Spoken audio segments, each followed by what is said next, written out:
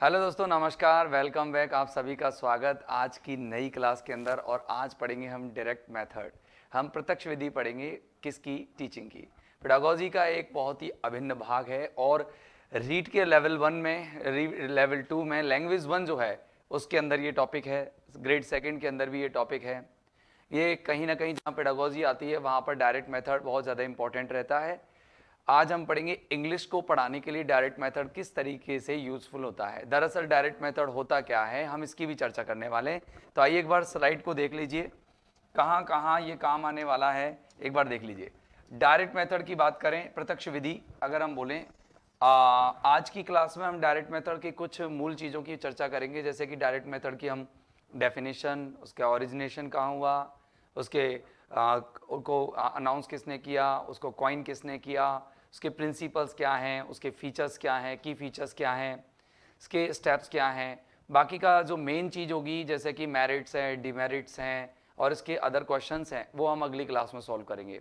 और एक क्लास के अंदर हम अप्रोच और मेथड्स, इन दोनों के बीच में डिफरेंस देखेंगे। और फिर हम देखेंगे डिफरेंस डायरेक्ट मेथड और ग्रामर ट्रांसलेशन या ग्रामर कम ट्रांसलेशन मेथड के बीच में अंतर। तो ऐसे करके 3-4 क्लासेस के अंदर आपके कई सारे कॉन्सेप्ट्स क्लियर हो जाएंगे। तो स्टार्ट करते हैं माय डियर फ्रेंड्स। ये ना केवल ग्रेड 3 के लिए इंपॉर्टेंट है बल्कि ग्रेड 2 और लैंग्वेज 1 के लिए भी इंपॉर्टेंट है। काफ़ी अच्छे एक्सटेंसिव वे में ले रहे हैं हम, बिल्कुल शॉर्ट नहीं कर रहे हैं, बहुत बढ़िया विस्तार से ले रहे हैं, कोई भी इसको पढ़ सकता है। देखिए, डायरेक्ट मेथड दरअसल होता क्या है। डायरेक्ट मेथड का मतलब होता है कि हम डायरेक्ट जाते हैं, कॉन्क्रीट टू एवर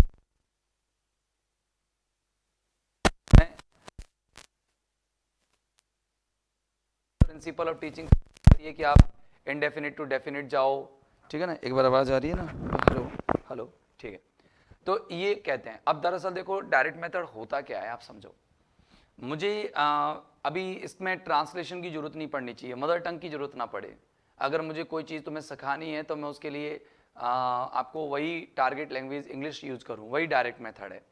जैसे कि आपको पता है, एक बच्चा जब जन्म लेता है तो लगभग साल 1.5 साल बाद वो इंग्लिश के वो हिंदी में रहता है तो मदर टंग में कुछ शब्दों को बोलना सीख जाता है, सुनना सीख जाता है, समझना सीख जाता है। लेकिन धीरे धीरे वो बड़ा होता चला जाता है और वो लैंग्वेज उसकी परफेक्ट हो जाती है। तो क्या उसको उसके लिए कोई ट्रेनिंग देनी पड़ती है या सिखाना पड़ता है? नहीं, वो हिंदी लैंग्वेज को नेचुरल एटमॉस्फेयर में सीख जाता है। ठीक उसी प्रकार से डायरेक्ट मेथड में ये कहा जाता है कि आप लोग एक नेचुरल एटमॉस्फेयर क्रिएट करो, एक प्राकृतिक एटमॉस्फेयर क्रिएट करो। जैसे एप्पल सिखाने के लिए आपको एप्पल लेकर के आना पड़ेगा। जैसे मुझे ये बताना है पेन है, तो मुझे पेन यानी कलम नहीं बोलना है, मुझे पेन का मतलब आपको दिखाना पड़ेगा पेन ला करके कि ये पेन है, दिस इज पेन। तो मुझे शो करना पड़ेगा, take give me the pen, take this pen, okay, ये बताना पड़ेगा मुझे। तो जैसे मैं बैठ रहा हूँ, आई एम सिटिंग, तो मुझे ये नहीं कहना पड़ेगा कि मैं बैठ रहा हूँ, तो मुझे एक चेयर लानी पड़ेगी कॉन्क्रीट रूप से और चेयर पर बैठना पड़ेगा। तो वो हो जाएगा क्या? वो हो जाएगा डायरेक्ट मेथड। तो डायरेक्ट मेथड में आप मदर टंग को बिल्कुल यूज़ नहीं करते, फ्लुएंसी जरूरी होती है, और ट्रांसलेशन बिल्कुल नहीं करते। सेंटेंस देखते हो है ना, वर्ड को उसकी इमेज से क्लियर करते हो। मतलब यहाँ पर वर्ड का कनेक्शन एक्सप्रेशन से होता है, वर्ड का कनेक्शन मीनिंग से नहीं होता, उसकी हिंदी मीनिंग से नहीं होता। वर्ड का कनेक्शन होता है उसकी अभिव्यक्ति से। मुझे आपको पेन सिखाना है तो पेन लेके आना पड़ेगा, उसका एक्सप्रेशन क्या है, पेन का एक्सप्रेशन क्या है। मुझे नोज दिखाने के लिए नाक पर टच करना पड़ेगा, this is your nose, it's my nose, ऐसे बताना पड़ेगा। आईज, लिप्स, चीक, ये इस तरह से। ईयर्स, मुझे टच करके उनको बताना पड़ेगा, एक्सप्रेशन के माध्यम से बताना पड़ेगा। तो दैट्स कॉल्ड डायरेक्ट मेथड। तो आप यहां देख पा रहे हैं कि देखो, अगर डायरेक्ट मेथड में क्या होता है, जैसे wow you speak English really well, तो मुझे इसको इस तरह का एक्सप्रेशन देना पड़ेगा, वाओ ऐसे करके। तो एक्सप्रेशन देना पड़ेगा, I go to method school of English, इस तरह से कुछ एक्सप्रेशन देने पड़ेंगे। I am not afraid to talk any more, me neither. फिर come and try, come and try, इस तरह से कोई एफर्ट देना पड़ेगा। 90% स्पीकिंग इसके अंदर अच्छी हो जाती है। ये डायरेक्ट मेथड के माध्यम से आप कर सकते हैं। तो चलिए अपन डायरेक्ट मेथड की डेफिनेशन देखते हैं। डायरेक्ट मेथड का मतलब क्या होता है? कि डायरेक्ट मेथड का मतलब होता है कि way of teaching English by using way of way of teaching teaching English, ठीक है ना, by using the respective language, using the respective language, respective होता है संबंधित भाषा, respective language with its expression, इसकी अभिव्यक्ति से, एक्सप्रेशन, ठीक है ना। इसके लैंग्वेज को अपन जो भी संबंधित लैंग्वेज है उसकी अभिव्यक्ति से उसको यूज करना पड़ेगा, है ना, उसकी अभिव्यक्ति के माध्यम से उसको यूज करना पड़ेगा। लैंग्वेज को हर चीज की अभिव्यक्ति होगी, जब जाकर के वो लर्न कर पाएगा, समझ पाएगा, ठीक है ना।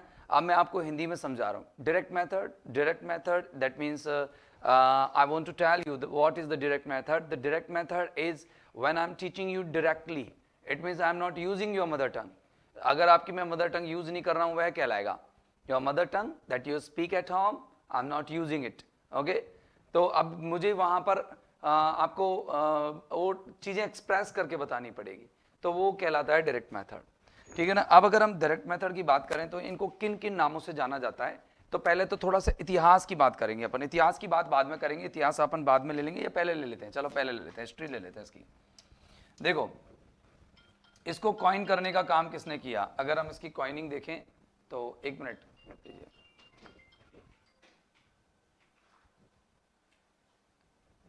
इसको कॉइन करने का काम किसने किया, इसको ओरिजिनेट किसने किया, उसकी बात बाद में करेंगे। इसकी कॉइन करने किसने कॉइन किया इसको, तो coined by Michael West. Michael West ने इसको कॉइन किया था, ठीक है ना। माइकल वेस्ट ने इसको कॉइन किया था जब लोग ग्रामर ट्रांसलेशन मेथड से बिल्कुल थक चुके थे, और इसको फिर क्या है कि नॉर्मली 1901 में 1901 में इसको कॉइन किया था। 1901 में इसको यूज किया जाने लगा, इसको प्रॉपरली मतलब लोगों के पास लाया गया।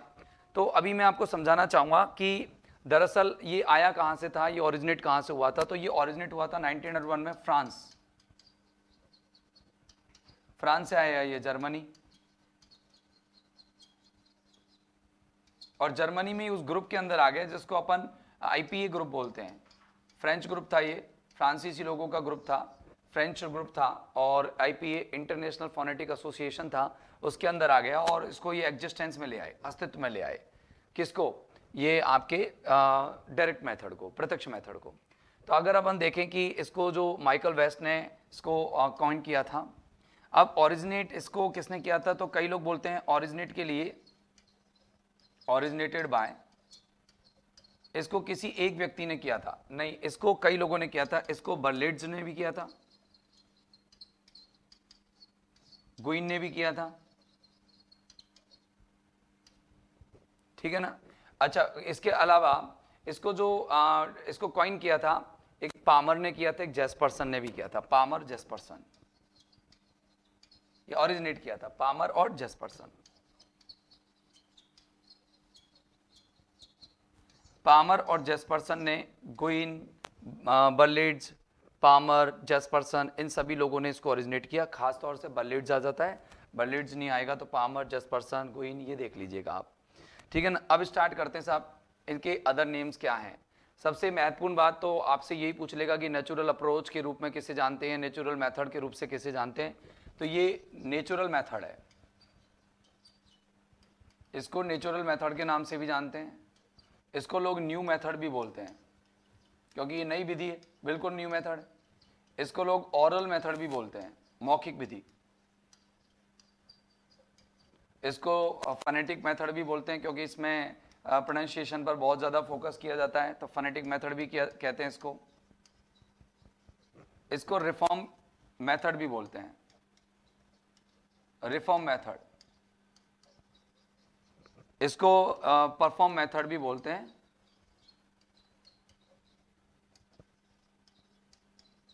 मेथड भी बोलते हैं।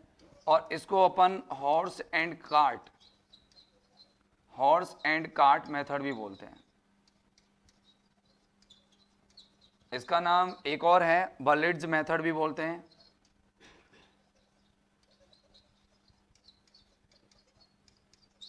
तो ये इसकी मेन नाम्स हो गए, नेम हो गई भैया, बहुत मेन नेम्स हैं ये सारे इसके। ये नॉर्मली आप ये जो नॉर्मली अगर देखा जाए तो इसका जो सबसे इंपॉर्टेंट नेम है वो है नेचुरल मेथड, क्योंकि ये नेचुरल सेटिंग में, नेचुरल बैकग्राउंड में सिखाया जाता है। इसमें आप डायरेक्टली वही लैंग्वेज यूज़ करते हो, टारगेट लैंग्वेज जिसके अंदर आपको पढ़ाना है। जैसे इंग्लिश ही पढ़ानी है तो इंग्लिश यूज़ करोगे आप, हिंदी का या मदर टंग का यूज़ बिल्कुल भी नहीं करोगे। इसमें ट्रांसलेशन की कोई जगह नहीं होती, अनुवाद बिल्कुल नहीं होता ट्रांसलेशन के लिए, ये उसके अगेंस्ट है। ये डायरेक्ट मेथड जो आया है वो ग्रामर क्रम ट्रांसलेशन मेथड के खिलाफ आया है ना, ये उसके फेवर में नहीं है बल्कि उसके खिलाफ है। अगर अब आपसे एक बार स्क्रीनशॉट आप ले लीजिएगा, ठीक है। अब अपन चलते हैं आगे। देखिए की फीचर्स, देखिए इसका की फीचर्स क्या क्या है। अब की फीचर्स मतलब आपका अगर जैसे रीट एग्जाम आप दे रहे हैं, रीट का लैंग्वेज 1 का अगर एग्जाम दे रहे हैं तो आपका की फीचर से आपके जो ये टॉपिक है ये क्लियर हो जाएगा। बाकी अगर मेरिट डिमेरिट्स की बात करेंगे तो थोड़ा अच्छे लेवल से ग्रेड 3 के लिए अपन जा सकते हैं, ग्रेड 2 के लिए जा सकते हैं, तो आप इसको देख लीजिए एक बार। की फीचर्स क्या है इसका जो फोकस होता है ना मेन, वो स्पीकिंग पर होता है। ये कहता है पहले बोलो, इसका जो मतलब होता है ये होता है फ्लुएंसी इन स्पीकिंग।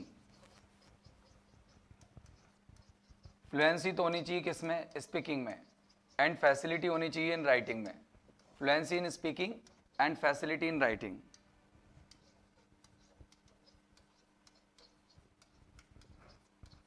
राइटिंग में इसको फैसिलिटी देंगे और फ्लुएंसी देंगे किसमें, स्पीकिंग में, ठीक है ना। ओके आगे देखिए, इसका हम नाम दूसरे नाम से भी जानते हैं, नेचुरल मेथड, अभी अभी बताया था नेचुरल मेथड के नाम से भी जानते हैं। तो ये की फीचर है इसका, ये फैसिलिटेट करता है एक्टिव पार्टिसिपेशन, क्योंकि ये चाइल्ड सेंटर्ड हो गया, टीचर सेंटर्ड नहीं हुआ, चाइल्ड सेंटर्ड हो गया एक तरह से।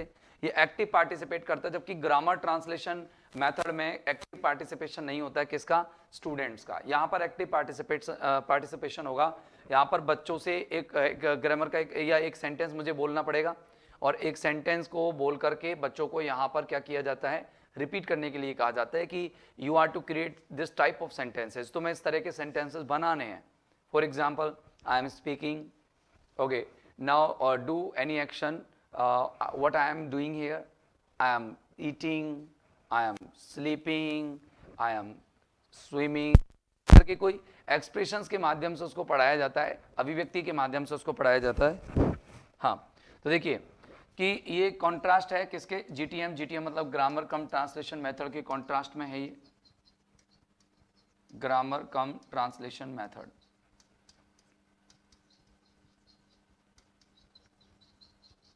उसके कॉन्ट्रास्ट में है ये, उसके अगेंस्ट आएगा, ठीक है ना। ये सुनिश्चित कर देता है भाई ये तो ग्रामर कम ट्रांसलेशन, ग्रामर कम ट्रांसलेशन में मदर टंग का यूज किया जाता है, इसमें मदर टंग बिल्कुल प्राइवेटेड होती है, उसमें ग्रामर को एक्सप्लिसिटली पढ़ाया जाता है बिल्कुल स्पष्ट ढंग से, यहाँ पर इम्प्लिसिटली भी पढ़ाया जाता है।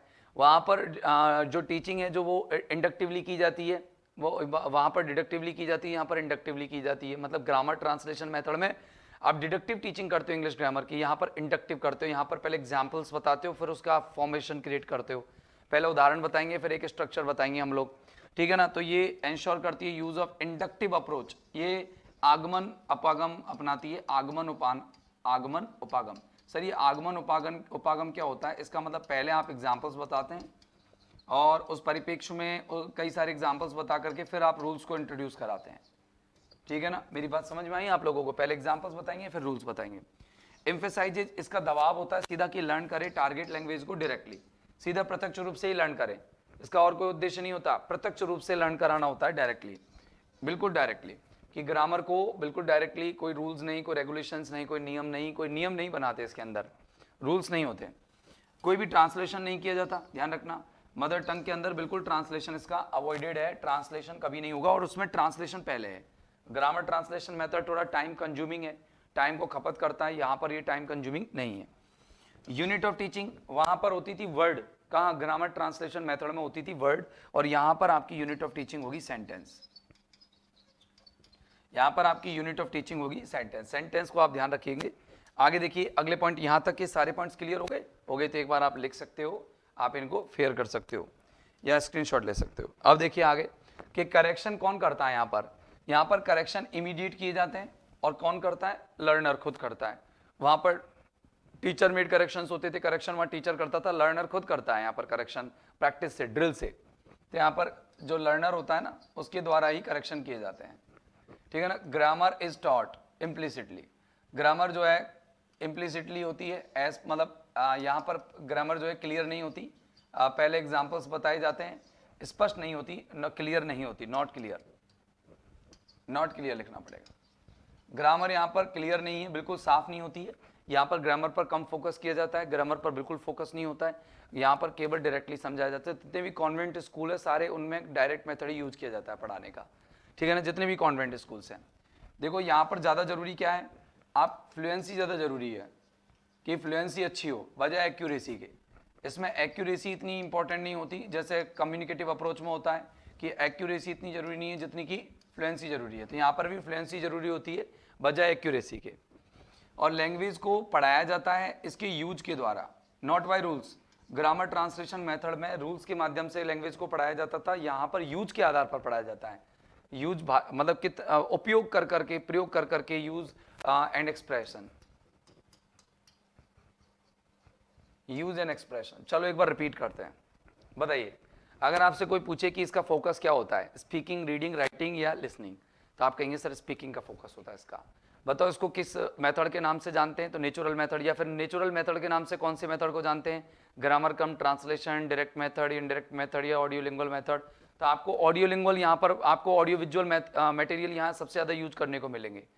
तो डायरेक्ट मेथड के अंदर ऑडियो विजुअल, ऑडियो और विजुअल जो दिखाई जा सके और जो सुनाई जा सकें वो आपको ज़्यादा यूज करने को मिलेंगे यहाँ पर, क्योंकि आप कोई चीज़ दिखा के ही तो सिखा सकते हो डायरेक्ट मेथड में। अब आगे देखिए यहाँ पर एक्टिव पार्टिसिपेशन होगा, बच्चे सीधा सीधा प्रत्यक्ष पार्टिसिपेट करेंगे। ग्रामर ट्रांसलेशन मेथड के खिलाफ है, पूरा अगेंस्ट है, तो डिफरेंस हम देखेंगे एक वीडियो बनाएंगे पूरी डिफरेंस पर। इंडक्टिव अप्रोच और एक आगमनात्मक उपागम है इसके अंदर, मतलब ये पहले अपन यहाँ पर एग्जाम्पल्स देंगे फिर रूल्स बताएंगे। इसका एम्फेसिस टारगेट लैंग्वेज पर डायरेक्टली होता है, कोई भी मदर टंग का यूज नहीं होता, ट्रांसलेशन होता ही नहीं है मदर टंग के लिए। जो यूनिट है वो है सेंटेंस। आपसे पूछा जाएगा कि sentence is the unit of which method, which of the following methods, तो आपको मेथड बताना पड़ेगा कि सेंटेंस किसका है। तो करेक्शन लर्नर करता है, करेक्शन बार बार लर्नर करते हैं प्रैक्टिस से, कहीं टीचर हेल्प कर सकता है लेकिन लर्नर करता है। ग्रामर को इम्प्लिसिटली पढ़ाया जाता है, मतलब क्लियर नहीं होती है ग्रामर, साफ स्वच्छ नहीं होती है, पहले ग्रामर पर फोकस कम होता है और नॉर्मली स्पीकिंग पर फोकस ज़्यादा होता है। फ्लुएंसी ज़्यादा इंपॉर्टेंट होती है बजाय एक्यूरेसी के, है ना। लैंग्वेज को पढ़ाया जाता है किससे, यूज से और एक्सप्रेशंस के माध्यम से, ठीक है ना। ओरिजिनेटेड इन, आपको बताया था कि ये फ्रांस में ओरिजिनेट हुआ था और जर्मनी में आया था,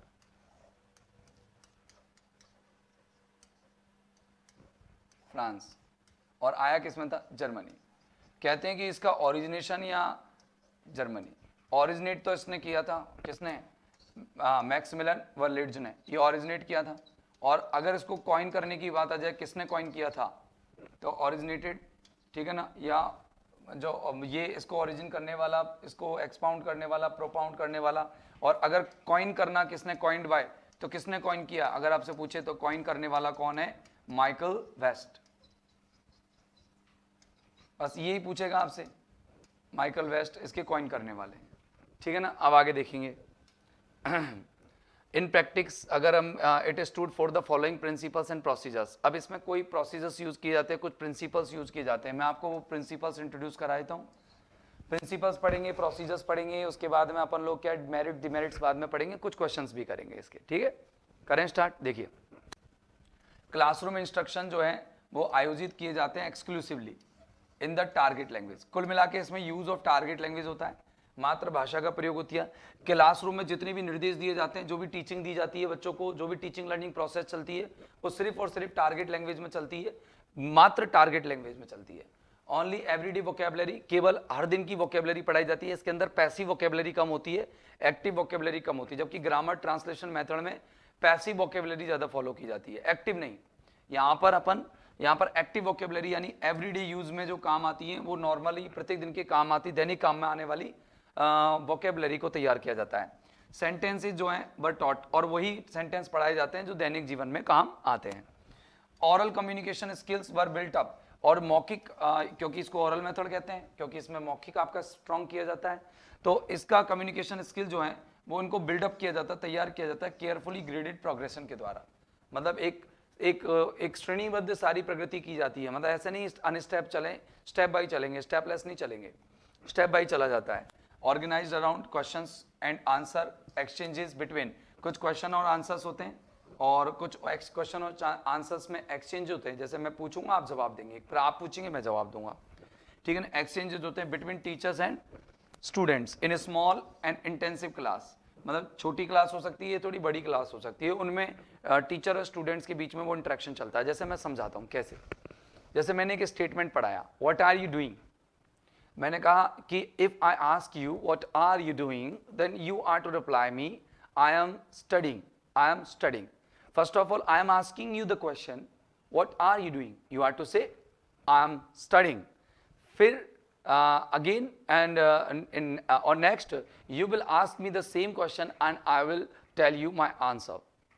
So I am asking you what are you doing, what are you doing, what are you doing, तो students बोलेंगे I am doing what, कई बोलेंगे I am reading, I am writing, I am speaking, और फिर वो पूछेंगे कि अब आप बताओ sir what are you doing, फिर मैं कहा I am teaching, right?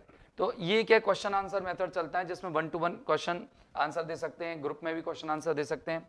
Grammar को इंडक्टिवली पढ़ाया जाता है, ये ध्यान रखना, और ग्रामर कम ट्रांसलेशन मेथड में ग्रामर को डिडक्टिवली पढ़ाया जाता है। न्यू टीचिंग पॉइंट्स इंट्रोड्यूस किए जाते हैं ओरली, यहाँ पर जितने भी पॉइंट्स होते हैं उनको मौखिक रूप से व्यक्त किया जाता है। कॉन्क्रीट वोकेबुलरी रखी जाती है, मतलब आप पहले वस्तुओं से उनको, एक्सप्रेशन से उनको क्या कराते हो, एक्सप्रेशंस, और व्यक्तिगत रूप से उनको दिखाते हो, उनको विजुअलाइज कराते हो चीज़ों को, ठीक है। थ्रू डिमॉन्स्ट्रेशन, प्रदर्शन के माध्यम से, ऑब्जेक्ट्स के माध्यम से, और पिक्चर्स, एब्स्ट्रैक्ट वोकेबुलरी यूज की जाती है इसके अंदर। Words taught by association of ideas, मतलब आप अमूर्त शब्द भी पढ़ा रहे हो इनको जो यहाँ पर उपस्थित नहीं है, God, God, then you say if you are a Christian God, God, God, हाथ जोड़ो गॉड, ठीक है ना, तो दिस इज गॉड, तो गॉड को ऐसे रिप्रेजेंट किया जाता है, तो उनका आइडिया से उनको एसोसिएट करके ही पढ़ाया जाता है, ठीक है ना। आगे देखिए कि बहुत speech and listening comprehension were taught, मतलब इसमें स्पीकिंग और लिसनिंग को बहुत स्ट्रॉन्ग कर दिया जाता है, स्पीकिंग और लिसनिंग को बहुत स्ट्रॉन्ग कर दिया जाता है। Correct pronunciation and grammar were emphasised, मतलब इसमें यह है कि सही प्रोनाउंसिएशन होगा, उच्चारण सही होगा, और ग्रामर भी बिल्कुल सही रहेगी। तो ग्रामर ज़्यादा एकदम सटीक ग्रामर पर ध्यान नहीं है, लेकिन ग्रामर सही हो जाती है प्रैक्टिस से, बहुत सारा स्पीच प्रैक्टिस दिया जाता है, प्रोनाउंसिएशन भी बिल्कुल सही होता है, लेकिन ग्रामर ट्रांसलेशन मेथड में प्रोनाउंसिएशन सही नहीं होता। अब देखिए बर्लिड्स की गाइडलाइन है, कुछ बर्लिड्स कहते हैं, बर्लिड्स क्या कहते हैं, देखो ट्रांसलेट मत करो, बस डिमॉन्स्ट्रेट करो। वो कह रहे ट्रांसलेट मत करो, कि आप डायरेक्ट मेथड के माध्यम से ट्रांसलेट कभी मत करो, ट्रांसलेट करने का काम तो ग्रामर कम ट्रांसलेशन मेथड का है, आप सिर्फ एक्सप्रेस करो, connect your words, connect your vocabulary with expression और आइडियाज विद कॉन्क्रीट थिंग्स, आप अपनी वोकैबुलरी को दिखने वाली चीज़ों से, विजुअलाइज चीज़ों से क्या करो, कनेक्ट करो, जोड़ो। आगे देखो, नेवर एक्सप्लेन, एक्ट, किसी चीज़ को एक्सप्लेन मत करो बट एक्ट करके दिखाओ, जैसे I am just telling you bye acting, okay, by showing, sleeping, teaching, reading, writing, speaking, ऐसे, मतलब आपको इसमें एक्ट करके बताना है। नेवर मेक अ स्पीच, कोई लंबा सा स्पीच मत दो, क्वेश्चन पूछो इसके अंदर, स्पीच नहीं देना होता इसमें, स्पीच देने से कभी भी डायरेक्ट मेथड के माध्यम से पूछते नहीं, क्वेश्चन आंसर, क्वेश्चन पूछोगे सामने वाला आंसर देगा।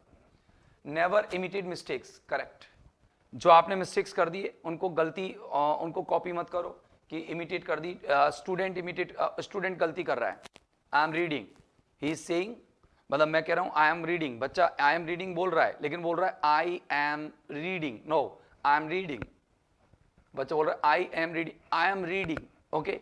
तो यहां पर आपको बच्चे को बार बार क्या करवाना है, करेक्ट ग्रामर करवाना है, तो करेक्ट करना है उसको। Never speak with single words, use sentences, कभी भी आप एक सिंगल वर्ड ना बोले, सेंटेंस यूज करने होते हैं इसमें, जैसे मैंने अभी बोला स्लीपिंग, डांसिंग, ये these are activities, but these are activities, but if I want to tell them how to use in sentence, तो मुझे sentence बोलना ही पड़ेगा।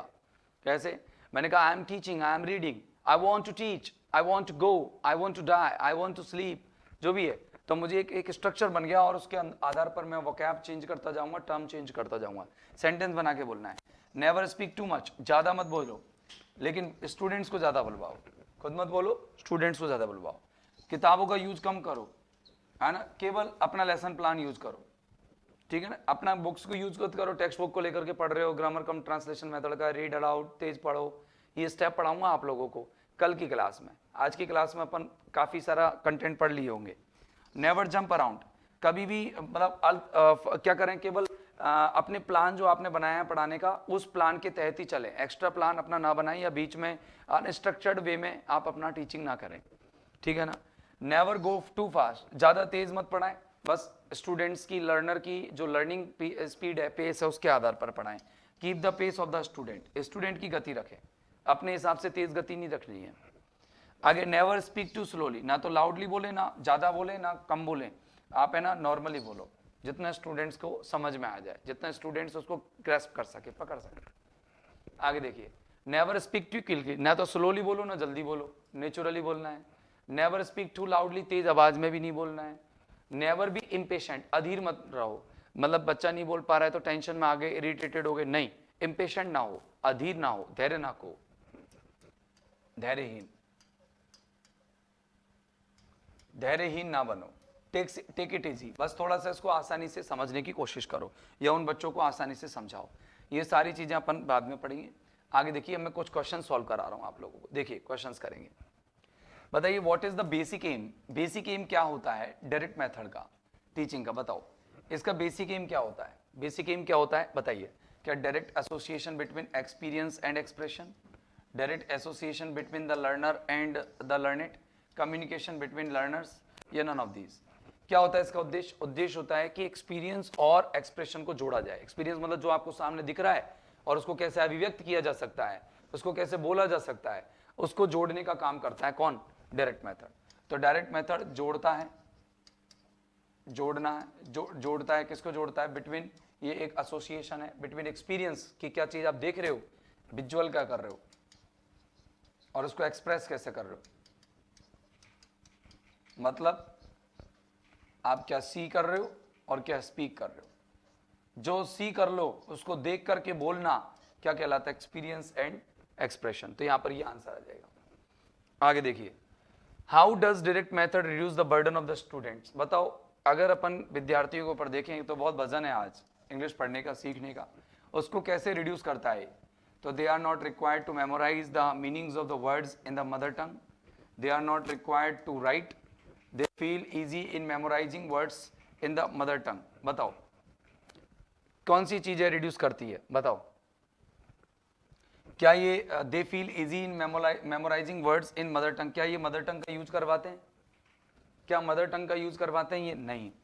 दे are not required to write, क्या इनमें लिखने की जरूरत नहीं पड़ती है, पड़ती है, ठीक है ना। बताओ, they are not required to memorize the meanings of the words in the mother tongue, ये यूं कहते हैं कि इनको जरूरी नहीं है कि आप मदर टंग में आप वर्ड्स की मीनिंग याद रखो, कतई नहीं, वो मदर टंग का तो यूज ही मना कर देते हैं, मदर टंग का तो यूज ही नहीं होना चाहिए। तो ये क्वेश्चन आपका इस तरह से सही हो जाएगा। बताइए कि in direct method grammar is acquired, grammar को कैसे पढ़ाया जाता है, इंडक्टिवली, डिडक्टिवली, ऑब्जेक्टिवली, डेलिबरेटली। तो बताओ, डिडक्टिवली तो किसमें पढ़ाया जाता है, जीटीएम में, और इंडक्टिवली किसमें पढ़ाया जाता है, डायरेक्ट मेथड में, डायरेक्ट मेथड में, डीएम में। तो आपका आंसर आ जाएगा इंडक्टिवली। इंडक्टिवली का मतलब समझते हो ना आप, पहले क्या पढ़ाए जाएंगे, एग्जाम्पल्स, फिर क्या पढ़ाए जाएंगे, रूल्स। आगे देखो, डायरेक्ट मेथड एनहांस करता है, बढ़ा देता है द, बताओ किस चीज को बढ़ाता है, ऑफ द स्टूडेंट्स, विद्यार्थियों के, एंड डेवलप, और डेवलप कर देता है हैबिट ऑफ थिंकिंग। बताओ वो किस में सोच सकते हैं, बताओ सोचेंगे तो किस में, फर्स्ट लैंग्वेज में, टारगेट लैंग्वेज में, टारगेट में तो आंसर तो टारगेट आएगा। तो बताओ वो स्टूडेंट की क्या चीज बढ़ाता है, नॉलेज बढ़ाता है। अगर हम डायरेक्ट मेथड यूज करते हैं तो इससे विद्यार्थियों की नॉलेज बढ़ती है या भाषा बोलने की दक्षता बढ़ती है, क्या बढ़ती है, तो आप कहेंगे कॉम्पिटेंसी बढ़ती है, दक्षता बढ़ती है। भाई लर्नर की दक्षता बढ़ जाती है, नॉलेज नहीं बढ़ती, नॉलेज तो टीचर को होती है, दक्षता बढ़ जाती है, उसको पता रहता है कि इसको ऐसे ही बोलना है, क्यों बोलना है उसका रीजन नहीं पता होता उसको, और टारगेट लैंग्वेज में उसकी प्रैक्टिस बढ़ जाती है। नहीं, मदर टंग का तो यूज ही नहीं होता इसके अंदर, ठीक है भैया। आगे देखिए, इनडायरेक्ट मेथड, डायरेक्ट मेथड के अंदर अबुंडेंट स्पीकिंग, पर्याप्त स्पीकिंग एक्टिवली इंप्रूव्स, वो इंप्रूव कर देती है। बताओ अगर हम बार बार बोलते हैं तो प्रोनाउंसिएशन सही होता है, या फिर ग्रामेटिकल रूल सही हो जाते हैं, वोकैबुलरी सही हो जाती है, या नन ऑफ दीज। क्या सही होता है? बोलने से हमारा इस पर, इसका ध्यान ही प्रोनाउंसिएशन पर होता है, इसका ध्यान उच्चारण पर है, और किसी पर इसका ध्यान ही नहीं है, उच्चारण पर ध्यान रहेगा। आगे देखिए, ये थोड़ा सा मैं समझा देता हूँ कि talking to the students in the target language, अगर हम टारगेट लैंग्वेज में स्टूडेंट से बात करें, is the heart and soul of the, बताओ ये किसका? टारगेट लैंग्वेज में बात करना। अगर हम टारगेट लैंग्वेज में बात कर रहे हैं विद्यार्थी से, तो टारगेट लैंग्वेज में बात करने का मतलब है किसकी आत्मा है, किसका हार्ट एंड सोल है? डायरेक्ट, ये आपकी डायरेक्ट मेथड का है। किसका हार्ट एंड सोल है? ये डायरेक्ट मेथड का है। समझ गए ना मेरी बात? भैया अगर आप डायरेक्ट मेथड यूज कर रहे हो तो इसका मतलब है कि आप टारगेट लैंग्वेज को यूज कर रहे हो। जबकि ऑप्शन जो दे रखे हैं मैं आप लोगों को बताता हूँ, एक तो डायरेक्ट दे रखा है, एक ऑडियो लिंगुअल, ऑडियो लिंगुअल भी नहीं है। ऑडियो लिंगुअल में तो आपको पता है कि ऑडियो और लिंगुअल मतलब बोल करके कुछ, अभी अपन पढ़ेंगे इसको, और ग्रामर ट्रांसलेशन आपने पढ़ी रखा है, ऐसी कोई बात नहीं है। देखिए यहाँ पर आंसर तो लगा ही लीजिए आप, ये लो डायरेक्ट। देखो अगला question, which method of teaching second language saves the wastage of time in translation? कौन सा मेथड है जो ट्रांसलेशन में समय की बर्बादी को रोक देता है? Direct method. सिंपल है, क्वेश्चन बहुत सिंपल है, बिल्कुल प्रत्यक्ष विधि आपके टाइम को रोक देती है, टाइम सेविंग है, ऐसे लिख सकते हो आप। क्या है? Time saving. Question number next, direct method को हम किस नाम से भी जानते हैं बताओ? इसको नेचुरल मेथड के नाम से जानते हैं, ठीक है, फोनेटिकल मेथड के नाम से जानते हैं, ठीक है, एंटी ग्रामेटिकल मेथड भी है ये, बिल्कुल, क्योंकि ग्रामर के खिलाफ होता है तो एंटी ग्रामेटिकल मेथड भी है। तो ऑल ऑफ दीज इसका आंसर हो जाएगा, दिस इज द आंसर, ठीक है ना, तीनों है, एंटी ग्रामेटिकल भी है ये। आगे देखिए, द मेथड है emerged as a reaction of the various demerits of the grammar translation method. जो ग्रामर ट्रांसलेशन मेथड के अंदर जो विविध प्रकार के क्या है, अवगुण हैं या कमियां हैं, उन कमियों के बावजूद जो डायरेक्ट जो मेथड जन्मा वो कौन सा था? ये डायरेक्ट मेथड था। सिंपल है, क्वेश्चन सारे की सारे सिंपल्स हैं, बहुत सिंपल क्वेश्चन है, इजी क्वेश्चन है। डायरेक्ट मेथड को किस नाम से भी जानते हैं? Deductive method? नहीं, ये तो ग्रामर ट्रांसलेशन मेथड है। Straight method? No. Natural method? Yes. Inductive method? नहीं, इंडक्टिव मेथड स्ट्रेट मेथड नहीं होता, ये नेचुरल मेथड के नाम से जाना जाता है। हाँ, ये नेम वगैरह हो गए। अब आप आज की क्लास जो है अपनी कंप्लीट होती है, बाकी का एक क्लास और लेंगे जो ग्रामर ट्रांसलेशन मेथड के विविध क्वेश्चंस, मेरिट्स, डिमेरिट्स और कई सारी छोटी छोटी चीज़ों की हम चर्चा करेंगे। तो दोस्तों आज के लिए बस इतना ही। क्लास अच्छी लगी हो तो इसको लाइक जरूर करना, शेयर जरूर करना। Thank you very much, bye bye.